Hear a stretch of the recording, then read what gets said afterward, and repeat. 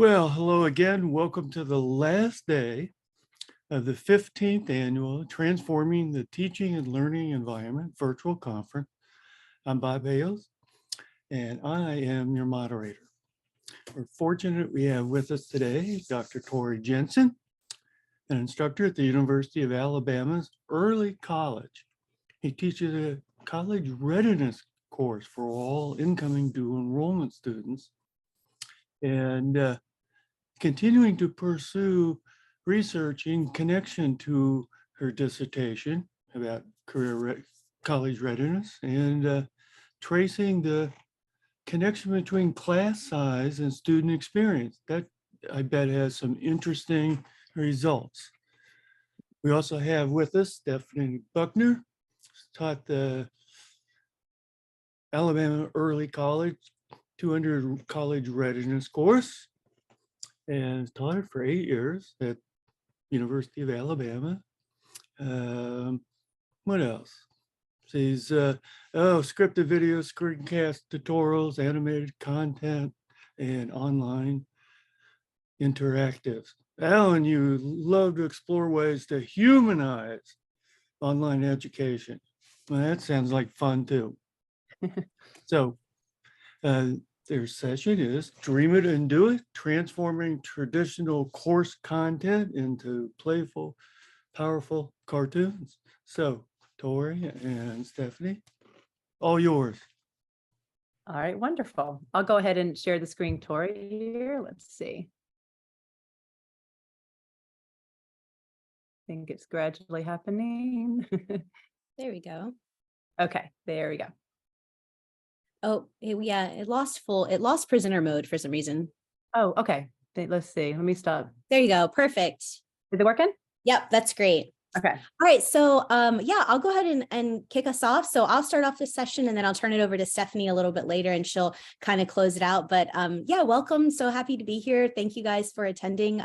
So my name is Tori Jensen, like Bob said. This is our session, Dream It and Do It, Transforming Traditional Course Content into Playful, Powerful Cartoons. I give all credit for this presentation to Stephanie. This was an idea she had a while ago. And when I started teaching this class with her, she brought this idea up as something we could present on and talk about. And so let me tell you a little bit about the class that we teach, and then I'll talk to you about how this idea sort of evolved and why we think it's something that a lot of instructors actually should consider. So Stephanie and I work for University of Alabama's Early College, which is a dual enrollment program. And we actually teach the college readiness class, which is the class that every student who wishes to do dual enrollment with UA has to take and successfully pass. So we see a lot of students in a year, and we're teaching them fairly complex skills that they need to be, be aware of, they need to be able to master in order to be successful in their college career. And so we're constantly sort of thinking about ways that we can present this material in a helpful way,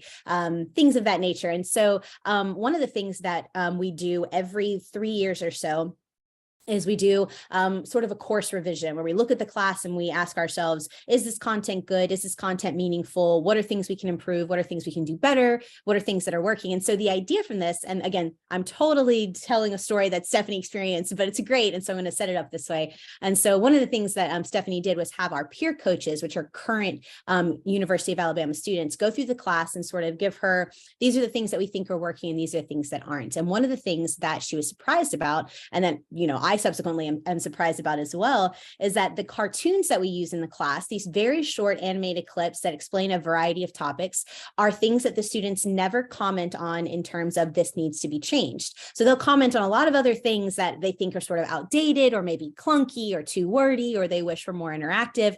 But the cartoons, for whatever reason, despite the fact that some of them Stephanie created 4 and 5 years ago, still resonate with students. And so that got us thinking about this topic. What is it about cartoons that makes, sense with people? What is it that resonates? So if you want to go to the next slide, Steph. So this is a little bit of an agenda of where we're sort of going with this topic. You kind of know what piqued our interest about it. And so, sorry, can you see it? Is it still not showing? It is. Let me try to share again. It's being funny. So sorry. Oh, no worries. The next slide is just our agenda anyway. I've sort of already breezed through the first point, so we're fine. Yeah. So this is what we'll talk about today in this presentation, just so you guys have an idea of where we're going. I want to talk just really briefly about the history of cartoons. cartoons. I promise that will be very short, but it's something that I found really interesting. We'll talk about 3 specific places and ways that we think these cartoons solve problems in our class, and maybe why students think that they're still so effective. And then Stephanie will tackle the last 2 steps, sharing steps for approaching cartoon creation. Hopefully some of you are familiar with how to build cartoons, but for those of you who aren't, maybe there'll be some helpful tips here and some ways that we've experienced building cartoons that will be, I don't know, help you maybe ease into it in a way that isn't awkward or clunky or makes you nervous.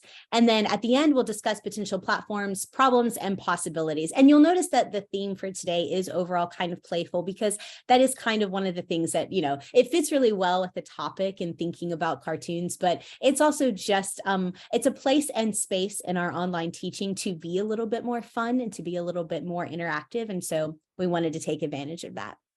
All right, so on to the history of cartoons. So this is a cartoon on the history of cartoons, and it is exceptionally brief, but just to give you a little bit of background, my PhD is actually in history. It's not in any kind of education, which I hope that doesn't shock too many of you, but so when Stephanie first started talking about this topic to me, this is something we were going to present at the OLC conference last year in November. I was curious, like, okay, I wonder just how have educators interacted with cartoons in the past? I'll be honest that my first thought of cartoons as an adult is not something that I think, oh, I would love to sit down and watch these cartoons. But I was kind of challenged to rethink that. Clearly, our students aren't having that same reaction. So, so what is that? So I found this really fascinating article. I did some research, but one of the articles I really loved was this really fascinating article coming in 1942, right around the time that a lot of Walt Disney cartoons are starting to become really popular.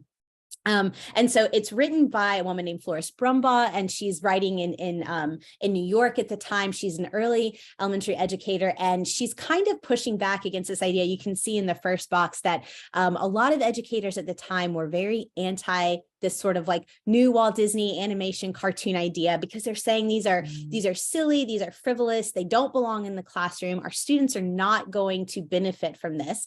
And Florence writes this incredible article that really makes these very salient points about cartoons are powerful. And she has these specific reasons, which we put here because they're just really fascinating, because they allow you to teach concepts that don't lower people's self-respect, but actually empower students. And she gives this great example. In cartoons, you can present individuals, whether that's, cartoon characters like Mickey Mouse or Goofy, things that people know, or even just like a random, a person, a student, you can present them doing something rather foolish, rather silly, and the student gets to watch this example and learn from it, and yet they don't personally feel as if they are the ones that are being told not to do something. And so anyway, we wanted to share this with you guys because I think this is a sentiment that still sort of lingers in education today. Cartoons can sometimes be seen as, a little bit silly, not really relevant for college students, too difficult for us to create.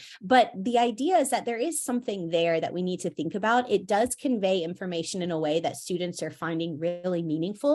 And I think personally that Florence was onto something here in terms of they give us a medium to work with that lets the student relate, but puts the responsibility for that relation on the student and not necessarily on the teacher. And that gives us a lot of freedom. So let's talk really quickly, and I know I am talking very quickly, about 3 ways that we have found in our specific class. And again, remember, this is an all online class that we teach where we move hundreds of students through in a semester. 3 places where we have found that cartoons are actually really, really helpful, and 3 places that we've used them to deal with some issues. So our enemy number 1 that cartoons rescue or save us from are long blocks of text.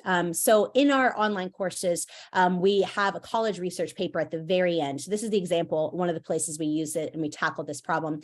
We have our students write a college research paper at the end. It's one of the best ways we can evaluate whether or not they are ready for the intensive college classes and dual enrollment they're going to take next. If any of you guys have ever taught writing, you know how difficult it is to sort of explain these things without relying on pages and pages of text. Here's how to write a title. Here's how to do an introduction. Here's how to do your body paragraphs. And so this is a place where Stephanie has done a fantastic job creating these very short cartoons that go through the information through voiceovers and through animation in a way that students can watch and can absorb, but aren't necessarily stuck reading through.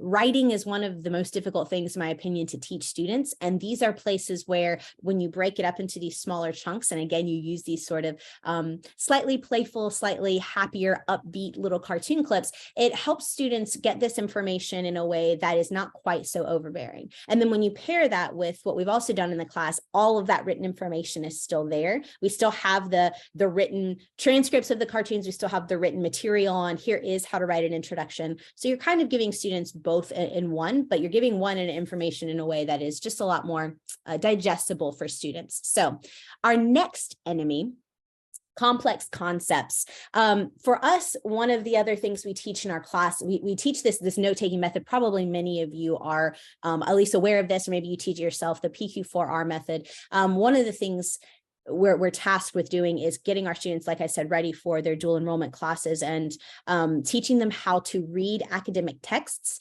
and take good notes is also a complex thing that's difficult to get across in an online class. Honestly, it would be difficult to get across in a face-to-face class as well. And so the method that we've chosen to teach them is this PQ4R method, which basically involves students doing some previewing of the text, note-taking while they're reading the text, and then we have them sit with the text afterwards to do some recitation, some reflecting, and then reviewing the text. And so it's a fairly complex way of note-taking, especially for many high school students.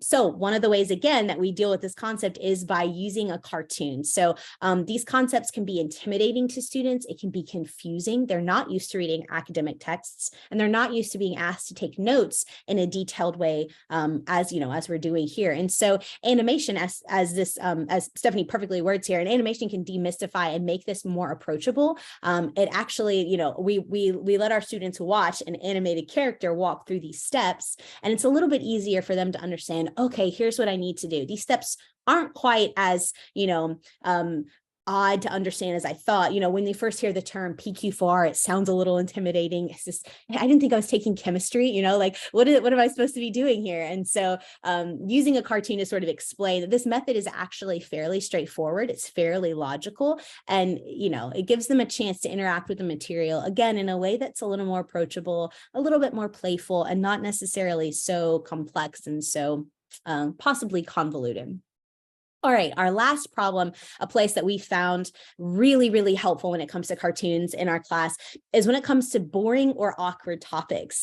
For us, this is our academic integrity module that we put together. Academic integrity is something that we absolutely have to cover in our class because it is treated quite differently at the high school level and the college level. And we found that there was a pretty big disparity between the two, especially as our students become more and more comfortable with online resources and online learning. The rules about what is and is not, plagiarism, what academic integrity looks like is changing. And so animation is a place that really helps here because we can give them specific scenarios without necessarily pointing right at them and saying, you are not allowed to do this, do not do this. So it takes a moment that can come across as quite a scolding moment, and it moves it much more towards a learning opportunity, a place where they can actually engage with the idea, okay, what is academic integrity? Why is it important? What is important about this that I learn? And those animations, those cartoons also give it a way to make the material a little bit more digestible. I will also say here that this is not something that we've personally built, but at the University of Alabama, like many universities, we're required to do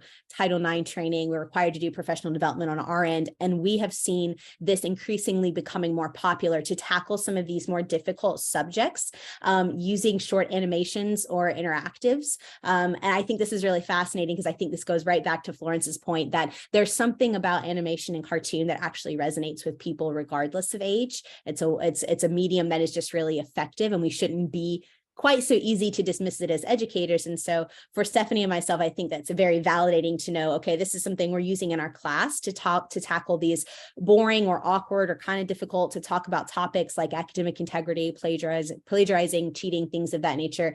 And our larger university is also talking about very heavy topics in a similar way, to adults like ourselves. So those are 3 areas we have found in our class where specifically cartoons have really, really helped us deal with these issues in a way that might not necessarily have worked so well had we not taken the time to think about animation and think about cartoons in that way. So, all right, Steph, your turn. All right, thank you, Dr. Jessen. Okay, so we're trying to be as helpful as possible. I know when I began uncovering this, realizing that students really liked this cartoon content, which was surprising. To echo some of what Dr. Jessen said, in every big course revision, we're always getting student feedback, and I kept being so stunned and humbled that students would really want to kind of revolutionize the whole course, but the cartoons had such staying power. We weren't having to even edit those. As she mentioned, we've had some in the course, like the PQ4R one you just saw the visual of, that has actually been intact. I have not had to edit for 6 years, which is kind of unheard of in online education. If you've been part of course revision, even in the last 6 years, we've probably all updated our module overviews. We've all updated our online interactives, our screencast tutorials, any videos that have instructors in them.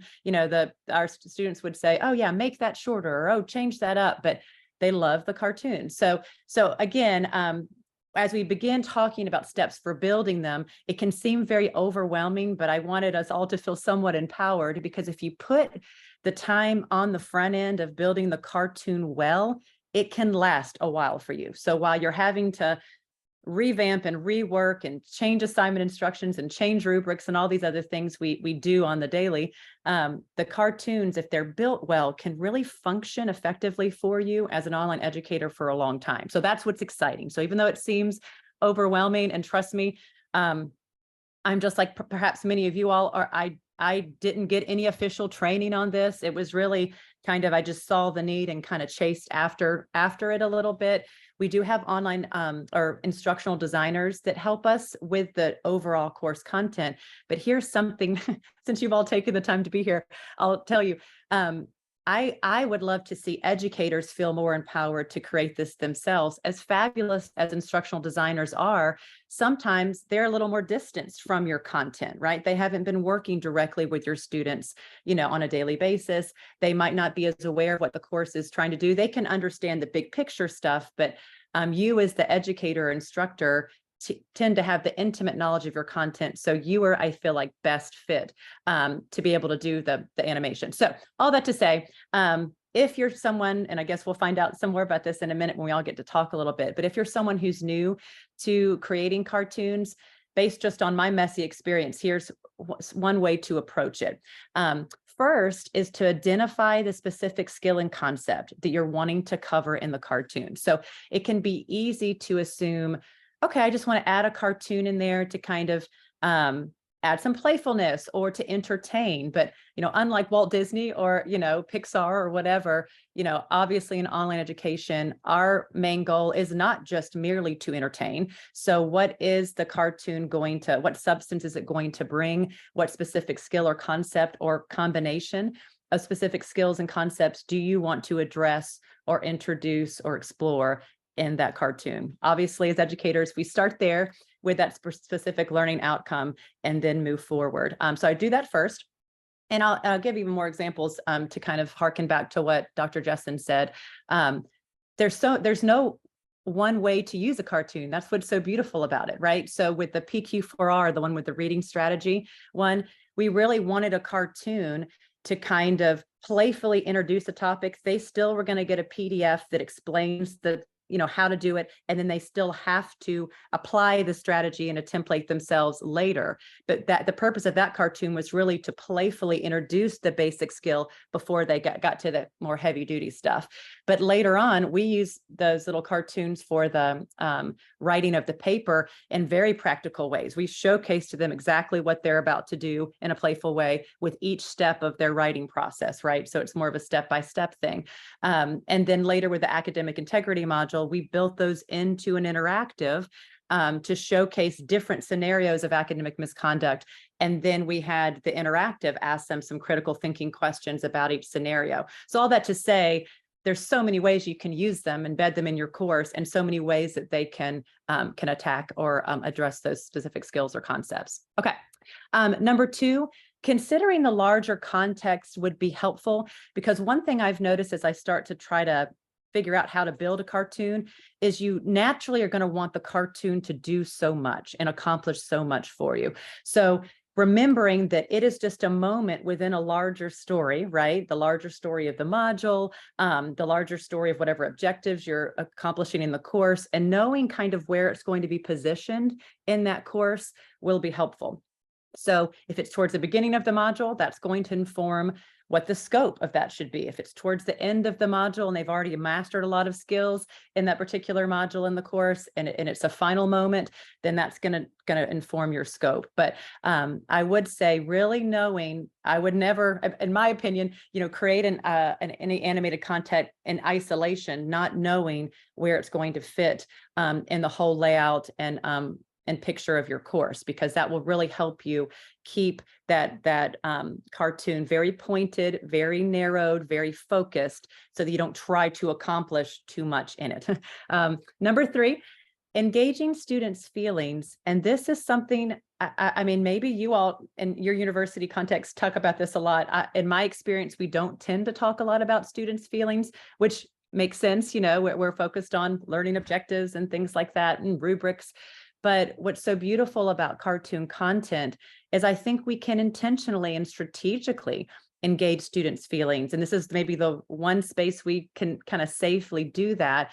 So it's okay to think through, okay, based on this scenario and academic misconduct, how do I want the students to feel in the beginning of the video or by the end? I mean, we don't have to manipulate their feelings or try to use them in a harmful or unhealthy way, but being aware that cartoons are a safe place where feelings kind of bubble to the surface. Joy, confusion, sadness, feeling perplexed, whatever it is, but knowing that these cartoons are going to engage students in a distinctly human way that other parts of your course might not. So being intentional about how would this make my students feel? How do I want them to feel after we have another video on the Cornell notes-taking strategy, a different note-taking strategy that's particularly helpful for lectures. The beginning of the video, we actually kind of want them to feel a little anxious because we're showcasing to them how many of us feel when we try to take notes in a lecture and we don't know what we're doing and we're overwhelmed. And then we have all these notes afterwards we don't know how to study from.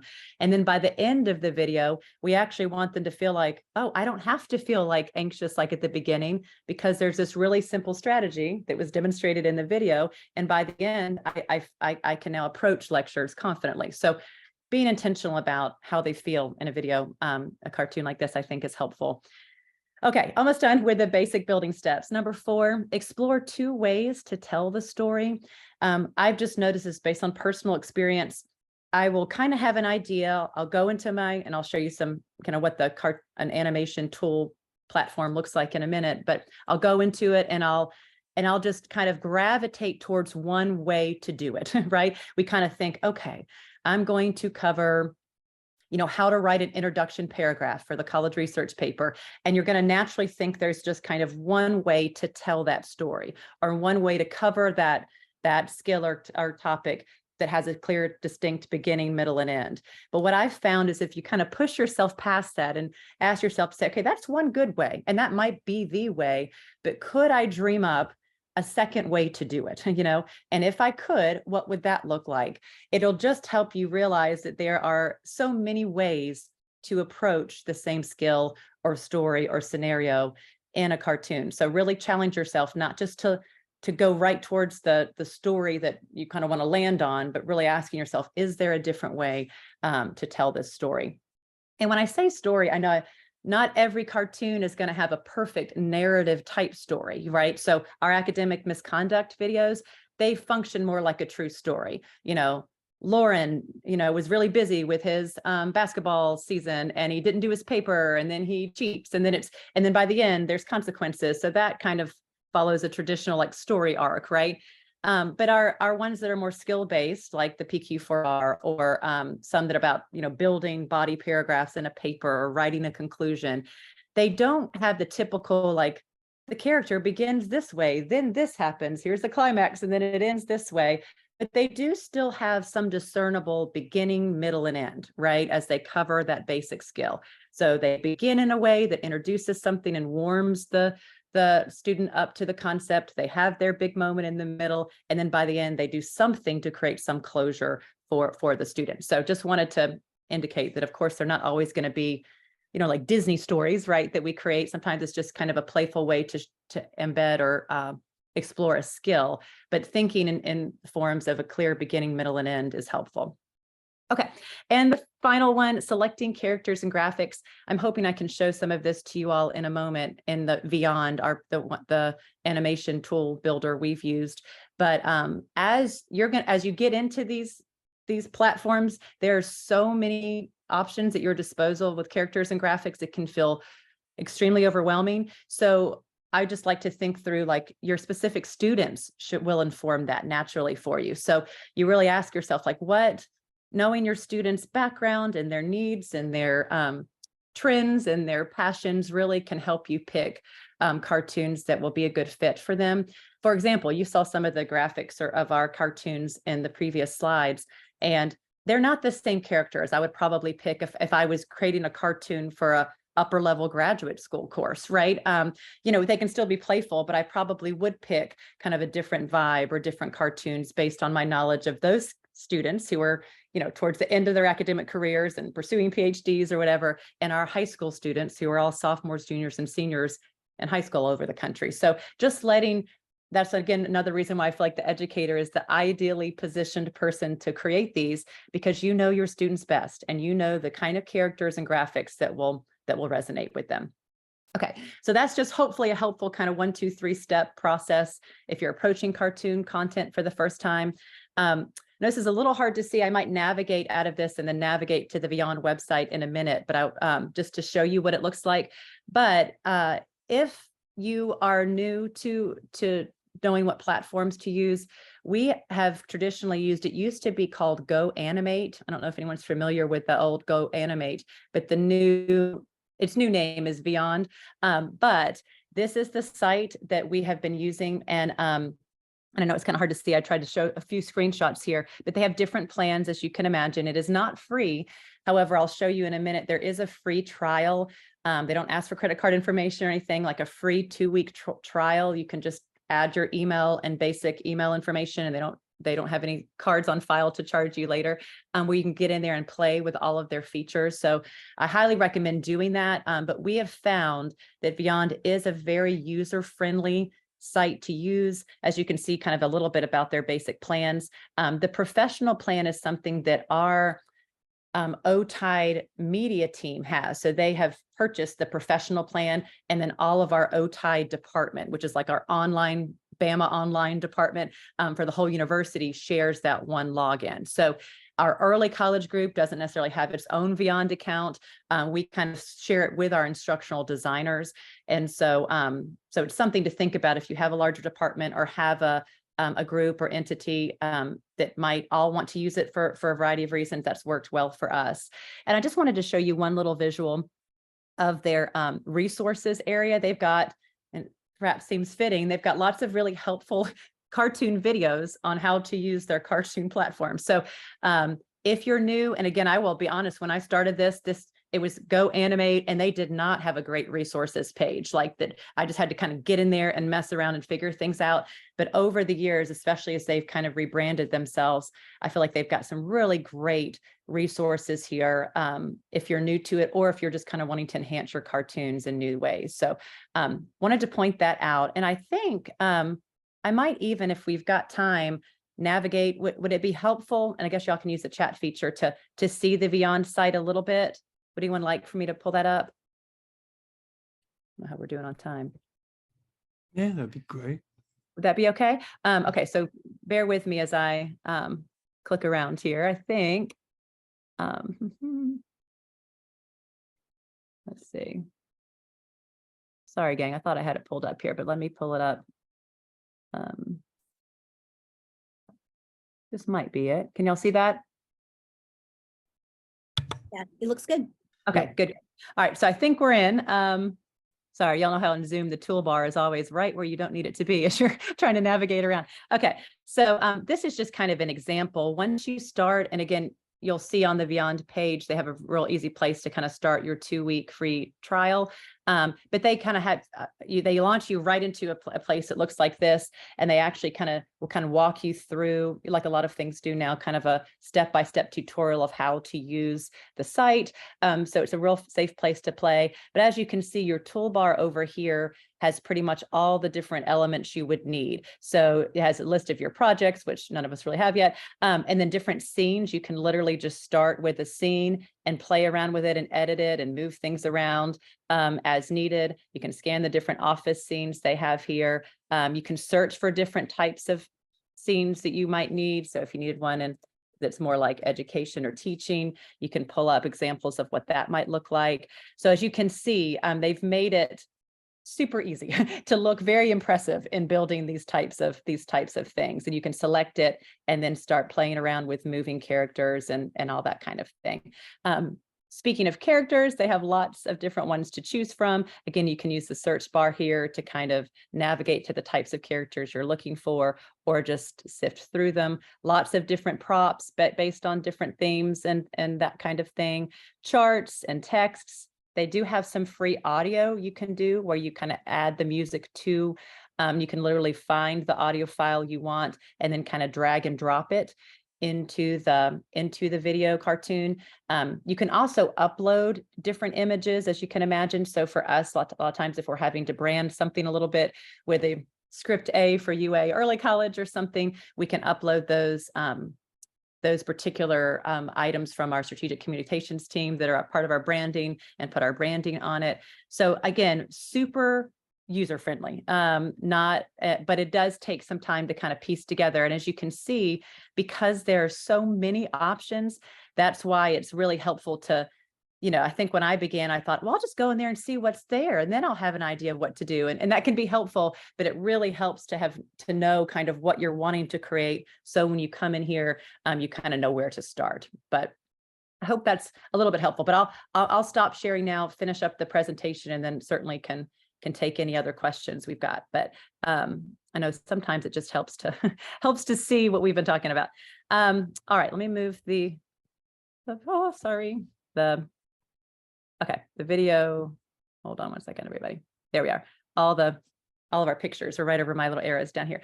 All right, so we'll end this way, but certainly you can tell from our title that the whole "you can dream it and do it" idea is from Walt Disney. That was a famous quote he said that's attributed to him. And but as I've mentioned, like, you don't have to feel like you've got to be Walt Disney to pull off a little basic cartoon for your online course. It really, as you've seen in Beyond, they've made it super easy and fun to do. And as an educator who is creative and likes to dream things up, I encourage you, to dream and think about what's possible, and then do it. Don't get stuck in the dreaming phase. Dream up ways in which you could take that big block of text in your course and make it something more approachable and playful. Think about what is that moment in your course that is super boring and awkward, that where student engagement literally seems impossible. And that's how we felt with the academic integrity module. Like, how are we ever going to get hhere school kids to even want to talk about this, right? That's an opportunity for a cartoon, or anything that just seems really heavy duty, where you're just like, this seems really complex, I don't even know where to begin. A cartoon can be a really helpful place to begin. So dreaming up those possibilities and then kind of forcing yourself to do them with a platform like Beyond can be a really challenging but fun endeavor. And then, as we've seen with our results from students, can really be something you put in the work and it continues to serve you well for years to come. The cartoon has some staying power there. So that's the end. I don't know if we want to take questions now, Bob, or whatever you want to do, but thank y'all for your attention. Oh, yeah, questions and comments. And I think if I were talking to faculty about this and I said cartoon, they would think, well, okay, it's got to be funny.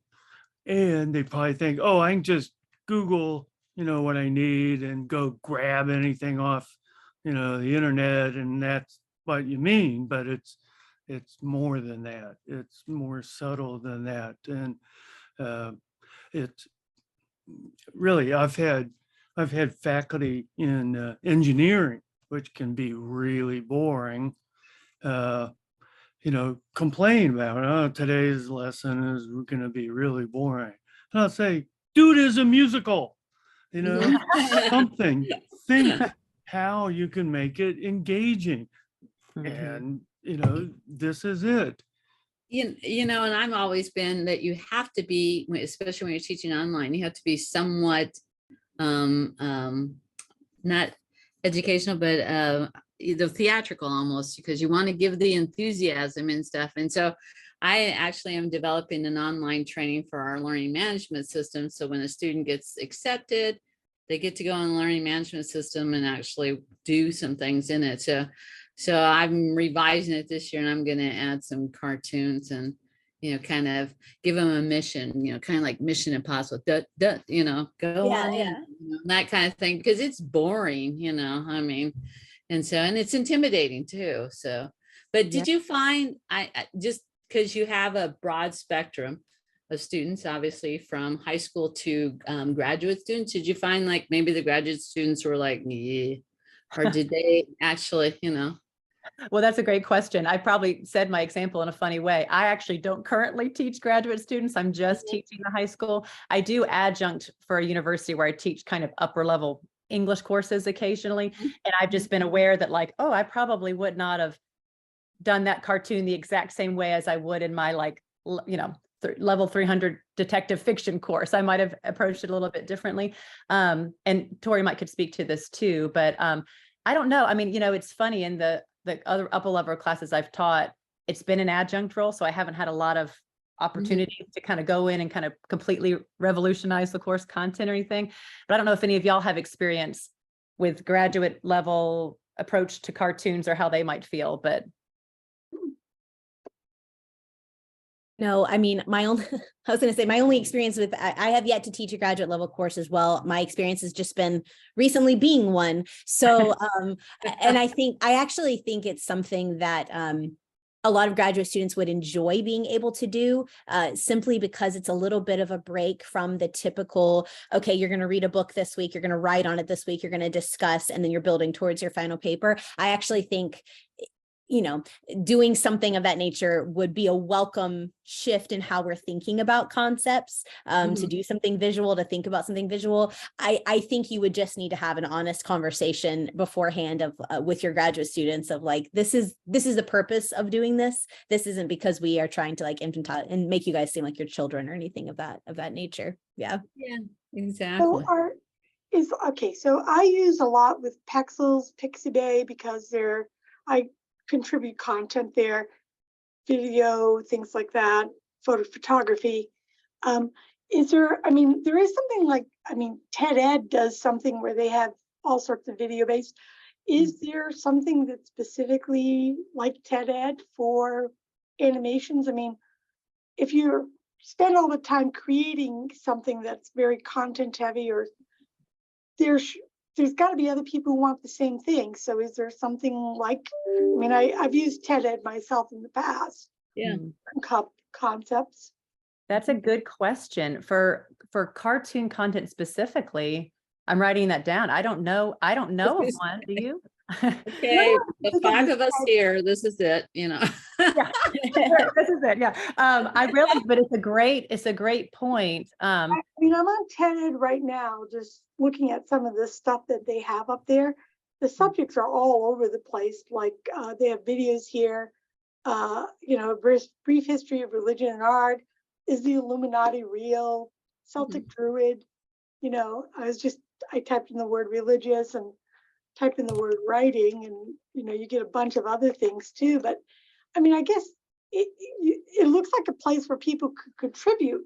So people, having resources where our faculty can go just to, hey, here's a place you might find something that you could download and add to your teaching. And then it would be less onerous for them to have to build it from beginning to end. We do want them to get to the point to build their own stuff that then they might be able to contribute to. But, Mhm. you know, I do a lot, as I said, from photography and my own video work.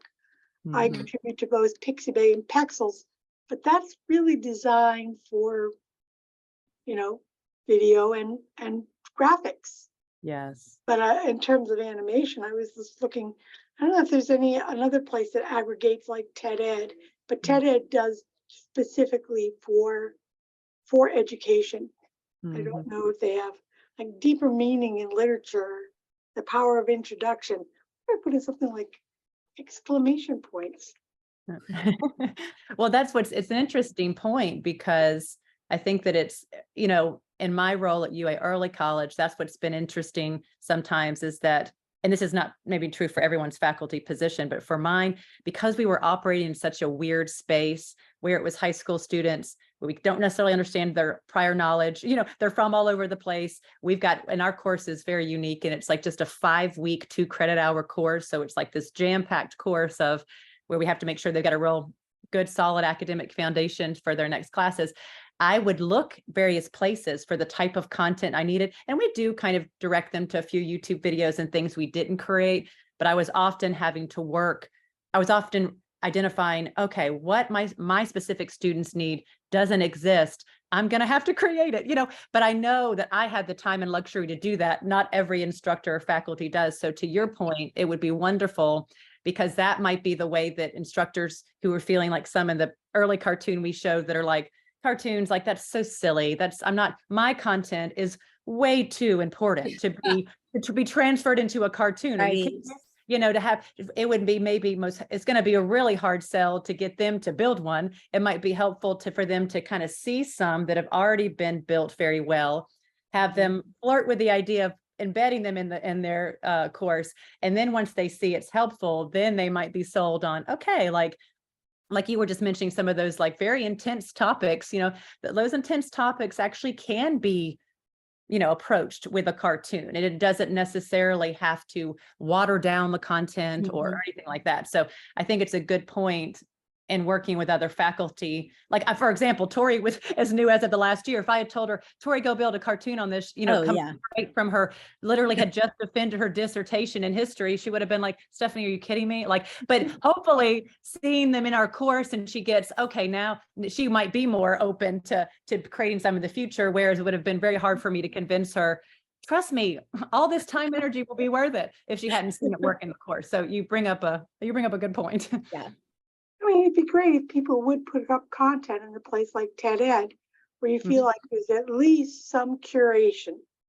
Yeah. Mhm. Out Mhm. on YouTube, there's no curation. Anybody can put up anything. It Yeah. doesn't need to be, I mean, you know, it doesn't need to be right. But at least like a place like TED Ed, I mean, Brain Pop is really geared to elementary school. That's Yeah. another place that does it. Yeah. But I've seen some stuff like from Explainia that's pretty good, but again, geared not so much towards college age students. You know, Yes. so there are some aggregators where people are putting stuff up, but again, you really have to be careful because so much of it is really uncurated. Yeah. Most Uh, I've but seen is K through 12. Yeah. I haven't seen much in higher ed. No, and They do they still have sorry, teacher go ahead. group? I haven't looked at it in a long time.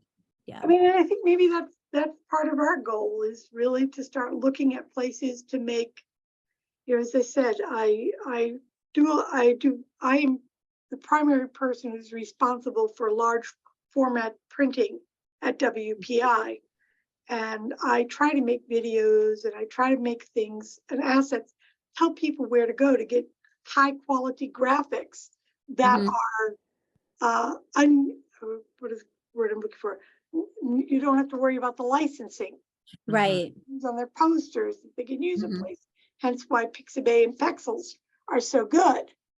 But same having some of this content up in a place, having an aggregator, you know, maybe TED Ed would be a place that people we should start a movement to get people Mhm. who are doing this stuff to put their stuff up so other Yeah. people can go to a place and pick up things that are, and then maybe that'll inspire them. Yes. No, Yeah. the copyright issue is something I was going to say is a big deal for us because our students have access to this class for a while after they get done. And it's just hard to monitor when you're putting your brand, your university's brand on content and saying, and then, then it gets really quite messy. So we do rely on our instructional designers in that sense. But it's one thing to just pull up a YouTube video and show it in your in-person class that you were having an impromptu discussion about. But it's another thing to post it in your LMS where students have access to it, where they can screenshot it, where they can put it on their social media and say, look at what our university is teaching. There's just it's a lot of optics and a lot of legal things that I'm not equipped to think through, but our students will because they're very clever. Part of my deal with Pexels and Pixie Bay is when I put up anything up there, I am literally signing away my rights. Right. So, I don't know how TED Ed does that.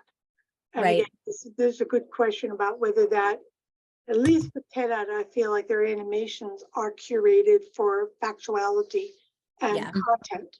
So that's someplace, it becomes a big question whether it's something that we should be, because this is where education is going, and we want faculty to be more creative, but teaching them from scratch, very difficult. Yeah. I've Yeah. seen posters that come through my office.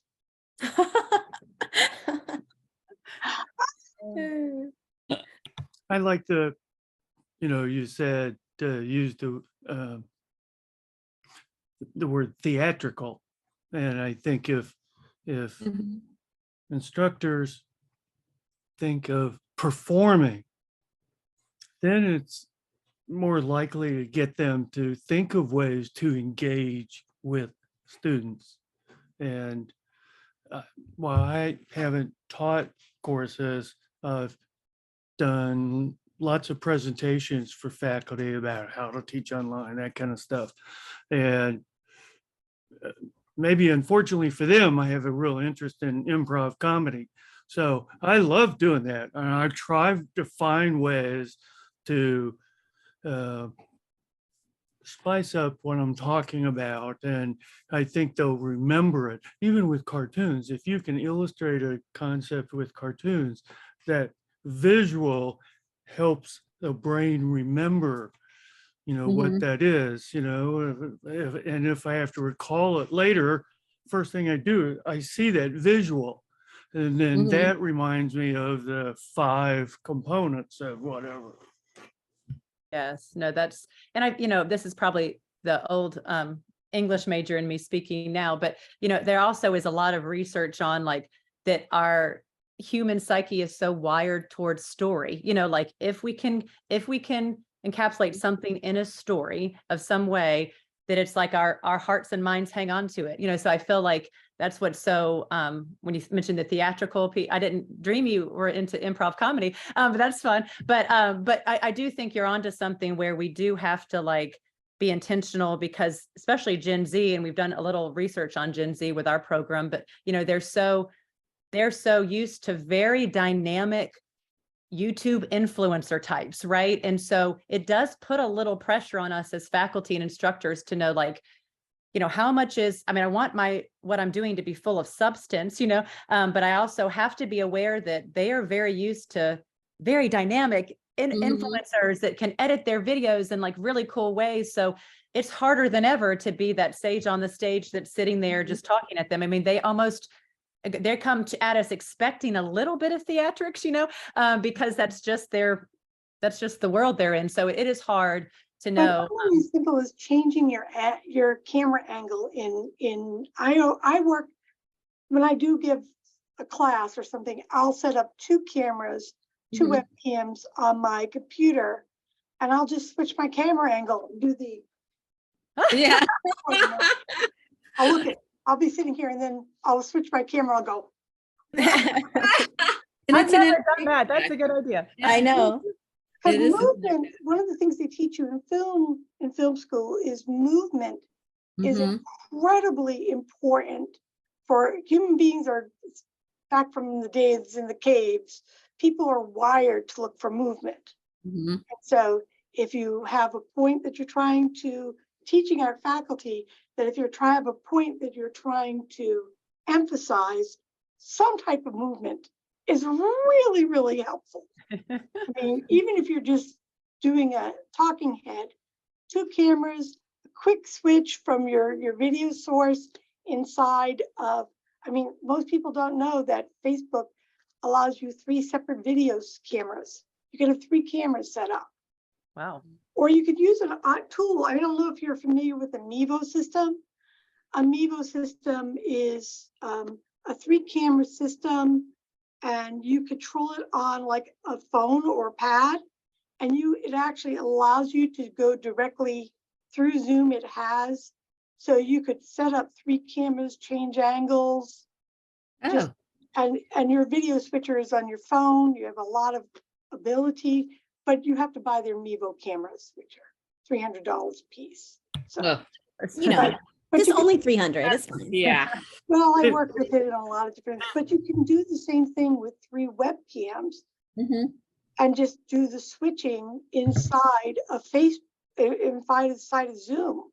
But Mhm. I like the animations. I think the animations, having pre-built animations ready to go, beautiful idea, because it does connect to kids' brains in a different way.